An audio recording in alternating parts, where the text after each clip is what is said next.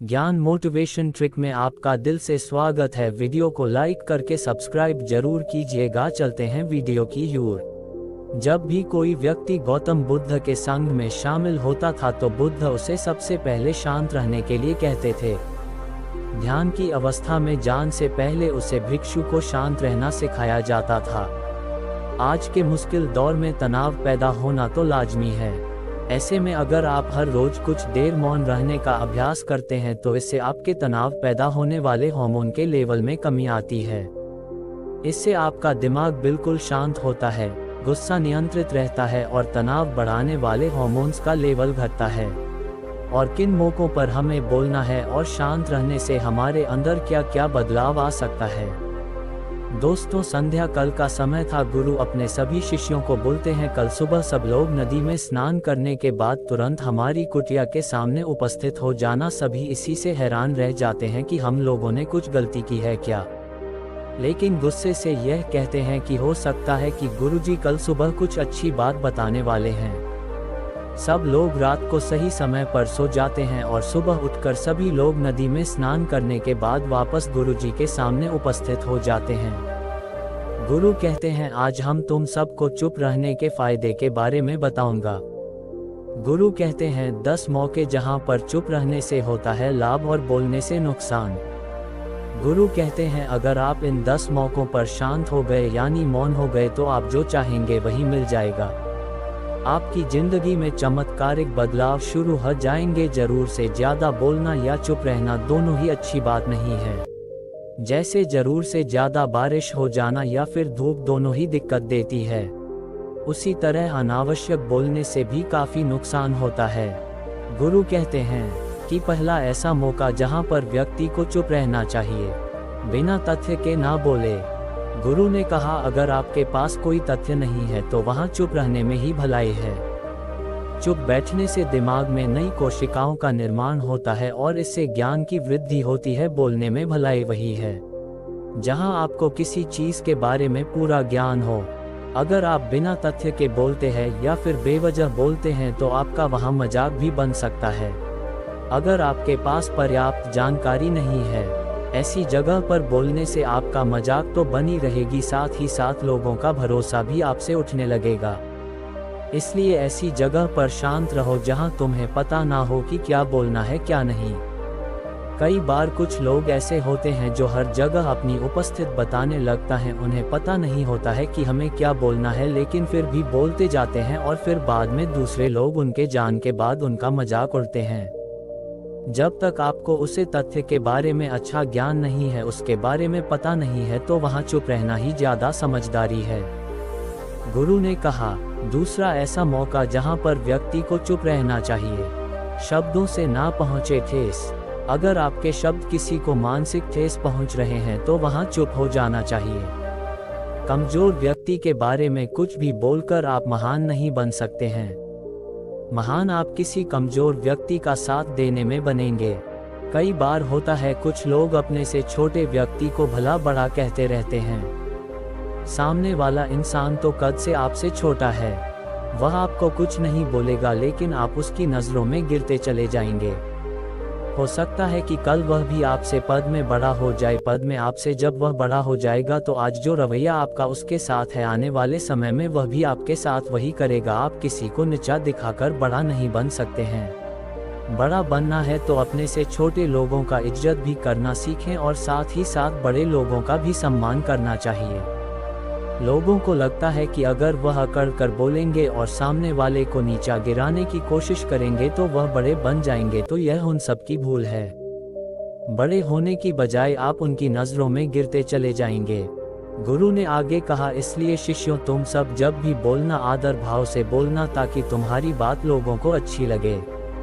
बोलने में भाई, बहन, माता, पिता, मित्र इत्यादि शब्दों का इस्तेमाल जरूर करना।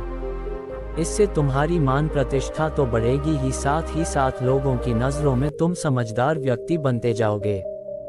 गुरु ने आगे कहा, तीसरा मौका जहां पर व्यक्ति को चुप रहने में ही भलाई है, क्रोध या घृणा करने वाले लोग। जब कोई अपना या सागा संबंधी आप पर क्रोध कर रहा हो, आपका अपमान कर रहा हो तो आपको उसे वक्त चुप रहना चाहिए ताकि सामने वाले का गुब्बारा पूरी तरह से फट जाए। आप यदि सही हैं तो उससे कतई माफ़ी न मांगे और चुप कर ही सही समय का इंतजार करें। वह खुद आपसे माफ़ी मांग लेगा जब उसे अपनी गलती का एहसास हो जाएगा। गुरु आगे कहते हैं कि अगर आपका कोई सागा संबंधी आप पर क्रोध कर रहा हो और आप उसे समय शांत हैं तो यह आदर सम्मान देने की निशानी होती है। इससे ना कोई छोटा होता है और ना बड़ा। अगर आपको क्रोध आ रहा है तो आप या तो वहां से किसी का अनादर किया बिना चले जाए या फिर चुप रहे। क्रोध करने से आपके रिश्ते खराब होंगे। क्रोध हमेशा क्रोध करने वाले व्यक्ति का ही बुरा करता है। गुरु आगे कहते हैं कि एक बार की बात है, एक सांप जंगल से भागते हुए किसी राजा के घर में पहुंच गया। लोगों ने छेड़खानी की तो वह बहुत ही गुस्सा हो गया, जिससे घर में जो तलवार पड़ी हुई थी उसी को लपेट कर कसने लगा और धीरे धीरे उसका पूरा शरीर कट गया। ठीक उसी प्रकार हमारा गुस्सा भी तलवार की भांति काटता रहता है। गुस्सा ध्यान से खत्म होता है। प्रतिदिन अगर आप ध्यान की मुद्रा में बैठे हैं तो आपका गुस्सा आपके नियंत्रण में रहेगा। गुरु आगे कहते हैं कि ये तरीका है कि आप प्रतिदिन ध्यान का अभ्यास करें। इससे आपके शरीर में जो हार्मोन गुस्से को बढ़ावा देते हैं वह सब तुम्हारे नियंत्रण में रहेंगे, जिससे शरीर गुस्से पर आसानी से काबू पा लेगा। लेकिन एक तरीका ये भी है कि जब भी आपको गुस्सा आए तो आप ये समझने का प्रयास करो कि क्या मेरा गुस्सा जायज़ है या नहीं, हमें वहाँ पर बोलना चाहिए कि नहीं। जब आप खुद इस बात का आंकलन तो आपको खुद पता चल जाएगा कि हमें गुस्सा करना चाहिए या नहीं। फिर भी आपको गुस्सा आ रहा है तो आप वहां से हटने का प्रयास करें, वहां से दूर चले जाए। धीरे धीरे समय के साथ आपका दिमाग शांत हो जाएगा। गुरु ने कहा, चौथा ऐसा मौका जहां पर इंसान को बहुत ही समझदारी के साथ काम लेना चाहिए, वहां पर आपको चुप रहना ही चाहिए।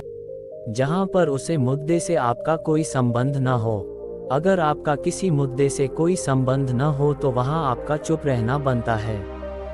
बिना किसी वजह अगर आप दूसरे के मुद्दे पर बोलेंगे तो यह आपके लिए अनिष्टकारी होगा।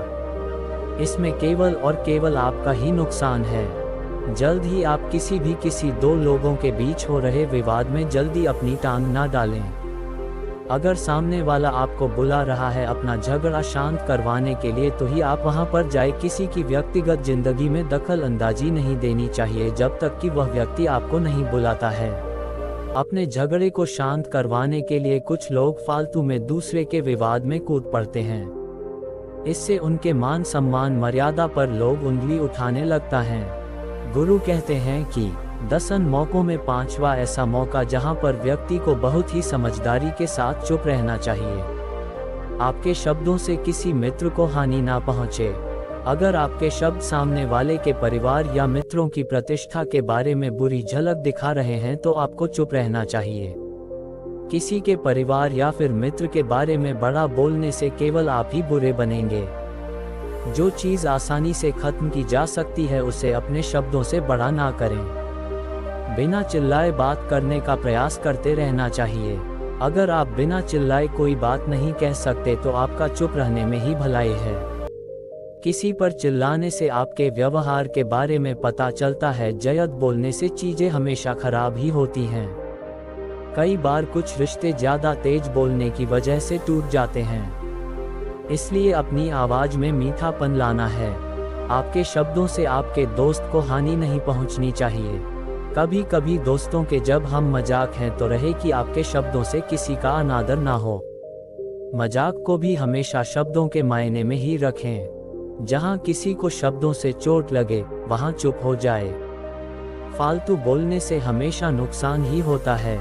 किसी और की प्रतिष्ठा को अपने शब्दों के मध्य से उसे हानि नहीं पहुंचनी चाहिए। यदि आपके शब्दों से किसी और को ठेस पहुंच रही है तो वहां आपको चुप हो जाना चाहिए। जब कोई व्यक्ति आपके सामने नहीं है तो आप उसे व्यक्ति के बुरे में बुरे शब्द किसी तीसरी व्यक्ति के सामने ना बोले। गुरु कहते हैं, छठा मौका जहां पर व्यक्ति को चुप रहना चाहिए। जब कोई कर रहा हो किसी की बुराई, जब कोई आदमी आपके सामने किसी तीसरी आदमी की बुराई कर रहा हो तब तुम्हें चुप रहकर बस सुनना चाहिए।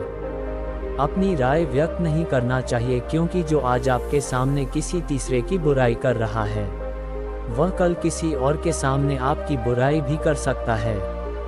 यदि आपने कुछ कहा है तो नीति शास्त्र के अनुसार जो अपने मुंह को बंद रखना है और बुद्धि से काम करता है वही इंसान समझदार होता है। बिना जरूरत के बोलना, किसी के बारे में, किसी के बीच में बोलना या गलत बात है। कभी कभी हमारे लिए बुद्धिमानी इसी में होती है कि हमें अपना मुंह ऐसी जगह पर नहीं खोलना चाहिए। गुरु कहते हैं, 7वां ऐसा मौका जहां पर व्यक्ति को चुप रहना चाहिए। जब कोई नहीं समझे आपकी भावना, यदि आपको लग रहा है कि कोई व्यक्ति आपकी भावना, दुख या परेशानी को शब्दों में नहीं समझ रहा है, यदि आपको लग रहा है कि सामने वाला व्यक्ति आपकी भावना या दुख को या आपकी जो परेशानी है उसको वह समझ नहीं पा रहा है या समझना का प्रयास ही नहीं कर रहा है या वह आपको ध्यान से सुन ही नहीं पा रहा है, तो ऐसे व्यक्ति के सामने आप चुप ही रहे, क्योंकि ऐसे लोगों को आपकी भावना या दुख से कोई मतलब नहीं होता है। ऐसे लोगों को अपना राज बताकर आप पछताएंगे ही बाद में, इसलिए हर किसी को अपने मन की बात नहीं बतानी चाहिए। अगर आपको लग रहा है कि सामने वाला आपकी बात को नहीं समझ पा रहा है, आपकी भावनाओं को नहीं समझ पा रहा है, तो वहां पर आपको नहीं बोलना चाहिए, क्योंकि आज में आपका मजाक ही बन जाएगा। जब आपको लगे कि सामने वाला आपकी भावनाओं को ठीक तरीके से समझ रहा है, आप जो कह रहे हैं वह ठीक से सुन रहा है, तभी आप उसे अपनी बात कहें। गुरु कहते हैं कि 8वां मौका जहां पर आपको चुप रहना चाहिए, जब कोई इंसान अपना दुख व्यक्त करें। यदि कोई इंसान अपने दुख या परेशानी को आपको बता रहा है तो इसका मतलब यह है कि वह आपको अपना समझ रहा है। ऐसे में तुरंत ही उसे समाधान बताने के बजाय चुप रहकर उसके दुख या समस्या को सुनना चाहिए। उसके दुख या समस्या को किसी और को बिल्कुल भी ना बताएं। वह इसलिए नहीं बता रहा है कि उसकी समस्याओं का समाधान कर देंगे, बल्कि वह इसलिए भी बता रहा है कि सामने वाला उसकी बात को समझ रहा है। कई बार बताने से दुख कम हो जाते हैं। आपको अपना दुख इसलिए बता रहा होगा कि उसे लग रहा है कि आप उसकी बात को समझ रहे हैं। दुख बांटने से कम हो जाता है, इसलिए जब कोई व्यक्ति अपना दुख आपसे व्यक्त करें तो आप चुप मारकर उसकी बात को बहुत ही ध्यान से सुने, ताकि उसके दुख कम हो जाए, उसके मन का बोझ हल्का हो जाए, क्योंकि उसके मन में जो भी बातें थी वह आपको सब बता दिया। गुरु आगे कहते, 10 जगह में नहीं ऐसी जगह जहां पर आपको चुप रहना चाहिए, जहां पर दुष्ट प्रकृति के लोग रह रहे हो और गली गलौज कर रहे हो, तो आप वहां पर मत जाए। ऐसी जगह से आप चुपचाप निकाल जाए, अर्थात अपनी प्रतिक्रिया दिए बिना आप वहां से चले जाए, क्योंकि जिसकी जुबान खराब होती है, जो दुष्ट प्रकृति के लोग होते हैं, उनको आप ऐसे समय में नहीं समझा सकते हैं। जब उनका दिमाग पूरी तरह से शांत हो जाए तभी वह आपकी बात सुनेंगे। इसलिए जहां पर दुष्ट प्रकृति के लोगों आपकी बात को ना मानते हो और ना ही सुनते हो, तो आपको वहां पर नहीं बोलना चाहिए। गुरु कहते हैं कि 10वां ऐसा मौका जहां पर आपको शांत हो जाना चाहिए। अपनी सफलता का राज हर किसी को ना बताएं। कई बार होता है कि कुछ लोग जो सफलता को बहुत ही जल्दी अर्जित कर लेते हैं, वे हर जगह अपनी सफलता का ढिंढोरा पीटने लगते हैं। ऐसे में क्या होता है कि कई लोग आपकी सफलता से खुश नहीं होते हैं। अगर आप अपनी सफलता का जबरदस्ती लोगों में ढिंढोरा पिटवा रहे हैं, तो लोगों की नकारात्मक ऊर्जा आपको प्रभावित कर सकती है। जब आप सफल होंगे तो सबको पता चल जाएगा कि आप सफल हो गए हैं। ढिंढोरा पीटने से नुकसान आपका ही होगा। इतना कहकर गुरु ने कहा, शिष्यों, आज बस इतना ही। अगर तुम सब मेरी इन 10 बातों को अपने जीवन में अपना लेते हो तो तुम सब काफी हद तक परेशानियों से बचे रहोगे। यहाँ से जाने के बाद मेरी यह बातें आपके जीवन किसी वरदान से कम